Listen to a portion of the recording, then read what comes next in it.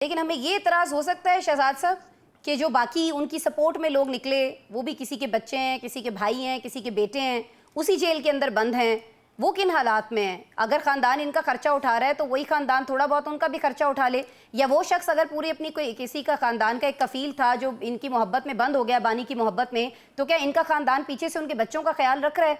एक गरीब मुल्क का साबिक वज़ीर आज़म जो है वो जेल में बैठ के अगर 5 से 7 लाख रुपए का खाना खा रहा है तो वो अपने उन सपोर्टर्स का सोच ले, बाकी अवाम का ना सोचे। पल्ले से खा रहा है ना जी।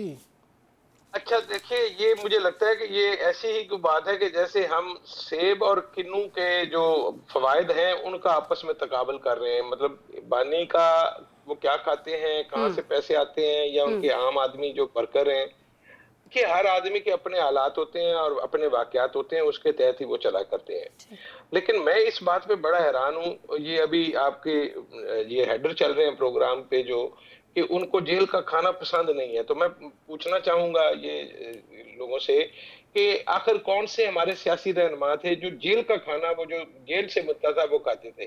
भाई हमारे जितने भी सियासतदान हैं उनमें से कभी किसी ने जेल का खाना नहीं खाया। वो सब के सब या तो चौधरी तनवीर के घर से उनके घर खाना आया करता था, या वो अपने घर से मंगाया करते थे, या किसी और पार्टी वर्कर के घर से या लीडर के घर से आया करते थे। सो मेरे नजदीक ये नवाले गिनने वाली बात है। मुझे मतलब इसमें कोई दिलचस्पी नहीं है। मतलब मैं इस बात पे भी तो सर फिर हम यकीन नहीं इसको रखता तस्लीम कि कर लें, सर फिर हम इस चीज पे वो सर तस्लीम खम कर लें कि ठीक है जी ये सियासतदान है, इनकी जेलें भी अलग हों, इनके अदालतें भी अलग हों, हमें कोई हक नहीं है एतराज करने का, हम बस खामोश हैं, मान लें। आसमा मैं तो एक बात जानता हूं कि असूल आपका एक ही होना चाहिए। ठीक। मैं इस बात के भी खिलाफ था कि जब मियां नवाज शरीफ के हवाले से ये प्रोपेगेंडा किया जाता था कि वो हरीसा खाते हैं या मगज खाते हैं घर या से हरी खाना खाते हैं। मंगवाते हैं। हमें कोई हक नहीं है कि किसी के खाने और उसके खाने की आदत पे हम कोई तनकीद करें। इसी तरह मुझे इमरान खान के खाने की आदत पर भी कोई तनकीद नहीं करनी चाहिए अनटिल अनलेस कि उस पे सरकार का या लोगों के टैक्स पेयर्स का मनी खर्च ना हो रहा हो। मुझे इससे कोई गरज नहीं है कि वो क्या खाते हैं, कहां से खाते हैं। वो अपने पल्ले से जो मर्जी खाएं, और जो बाकी लोगों का है तो वो अपने कन्विक्शन से, अगर उन्होंने एक जंग जो है अपने जिम्मे ली है कि वो चाहते हैं कि वो इमरान खान के साथ चलें और वो कोई लड़ाई लड़ें या वो किसी किस्म के मुजाहरों में शिरकत करें। देखिए मैं समझता हूं कि पाकिस्तान की खुशकिस्मती है कि इस मुल्क में और किसी बात पे इत्तेफाक राय हो या ना हो, लेकिन करप्शन करने पे सबका इत्तेफाक है और इस गंगा में सब ही हाथ धोते हैं। असल में मामला वहां जाके फंसता है जब फैसला करने वाले बता रहे होते हैं कि नहीं अब इसने करप्शन नहीं की, इसने की है। पहले किसी जमाने में मिस्टर जरदारी जो थे वो 10% थे और वो पता नहीं 100% भी हुए, फिर उनके घोड़े मुरब्बे खाने लगे। उसके बाद फिर एक दौर आया, फिर मियां नवाज शरीफ ने पार्क लेन में जायदादें ले ली। उससे पहले हम आंखें बंद करके उनको ईमानदार और शौमो सलात का पाबंद समझते थे। आजकल जो है वो इमरान खान करप्शन कर रहे हैं, तो बारियां लगी हुई हैं करप्शन में। आप इसकी ज्यादा फिक्र ना करें।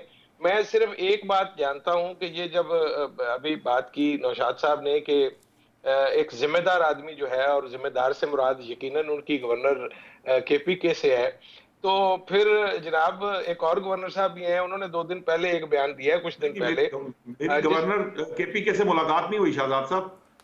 उससे मुराद कह रहा हूं। आपने कहा कि एक जिम्मेदार आदमी ये बात कर रहा है कि सूबे में करप्शन हो रही है, ऐसे ही है? मैं ठीक सब नहीं, मैंने कहा था एक जिम्मेदार, एक ऐसे शख्स से मेरी मुलाकात हुई जिन्होंने खुद मुझे, यानी ये एक होता ना आई विटनेस काउंट बात नहीं कर रहा आपकी मुलाकात। अच्छा ठीक है, मैं समझ गया। मैं रेफरेंस चलिए ठीक है, गवर्नर की बात कर रहे हैं ना हम लोग, भी गवर्नर की बात कर रहे हैं। बात की है गवर्नर पंजाब ने भी एक बात की है कुछ दिन पहले। वो को फार्म 47 के हवाले से बात कर रहे थे और जीती हुई हारी हुई सीटों की बात कर रहे थे, तो फिर हमें उसको भी सीरियसली लेना पड़ेगा। लेकिन मेरे ख्याल में हमें इन चीजों को इतना सीरियस नहीं लेना चाहिए, क्योंकि ये जिन जमातों के गवर्नर साहबान जिस जमात से ताल्लुक रखते हैं, फारूकी साहब फार्म 47 और 45 वाले गवर्नर की बात को कभी सीरियस नहीं लेंगे ना। अच्छा मेरी बात तो सुन ले। अच्छा ना उस्मान साहब लेंगे ना निशाद साहब लेंगे, ना उस्मान साहब लेंगे ना निशाद साहब लेंगे।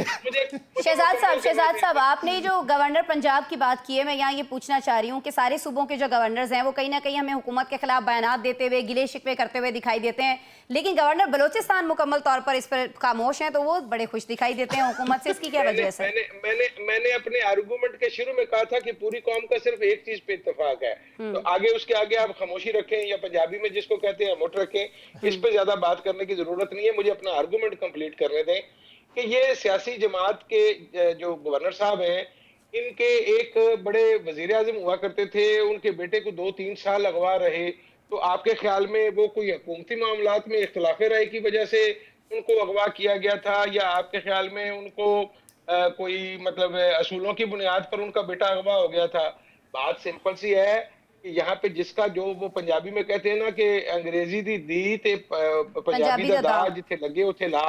ठीक तो है, हमारे यहाँ मतलब प्रिंसिपल यही तय है कि जितना ठीक हो गया, जितना ठीक हो जिसका गया। जो दाव लगता है वो लगा रहा है, तो हमें इस पे ज्यादा और ये जो दावा इस वक्त कह रहे हैं कि केपी गवर्नमेंट का लगा हुआ है, इसको बानी साहब बड़ी बुरी तरह से नजरअंदाज कर रहे हैं। सबसे ज्यादा मुझे टोका जाता है यार इस प्रोग्राम में, मुझे कम से कम मुझे अपना सर आर्गुमेंट सबसे ज्यादा बोलते भी तो आप हैं शहजाद साहब, सबसे ज्यादा टाइम आप लेते हैं, नोट कर लीजिए। आज के प्रोग्राम के एंड में देख लेते हैं सर। मैं कल से घड़ी सामने रख के बैठूंगा। मैं आपको सर, जरूरी है बात ये। कह रहा हूँ, करप्शन कोई मसला नहीं है पाकिस्तान का। पाकिस्तान का मसला ये है कि हम सब ने करप्शन के साथ जीना सीख लिया है। हमें है। ये नॉर्मल लगता है कि करप्शन के बगैर कोई चीज नहीं हो सकती, इसलिए हम इसको जायज समझते हैं और इसके साथ जिंदा रहना सीख गए हैं। ये सबसे ज्यादा काबिल शर्म बात है। हो गया, शहजाद साहब से पूछ लेते हैं। शहजाद साहब, आपकी क्या राय है? बिस्मिल्लाहिर्रहमानिर्रहीम। बहुत शुक्रिया आसमा। मैं तो जो काशिफ रफीक मेरे भाई हैं उनकी खुश उम्मीदी पे हैरान भी हूँ और खुश भी हूँ कि बिलाखिर चले वो भी उम्मीद से हुए और उनको लगता है कि कोई पता नहीं कोई बड़ी चेंज आने वाली है। लेकिन मैं इस वक्त नौशाद साहब और भट्टी साहब से इत्तेफाक करने पर मजबूर हूँ।